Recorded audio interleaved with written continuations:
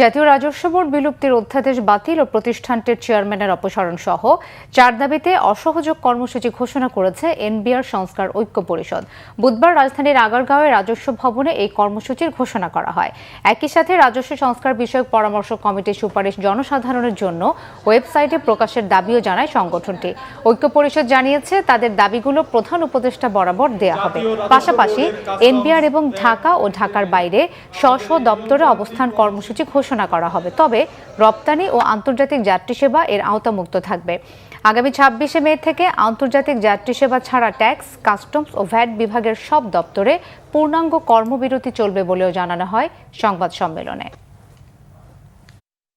NBR এর chairman মহোদয়ের সাথে লাগাতার অসহযোগ কর্মসূচি, এনবিআর এবং ঢাকা ও ঢাকার বাইরে স্ব দপ্তরে অবস্থান কর্মসূচি পালন করা হবে।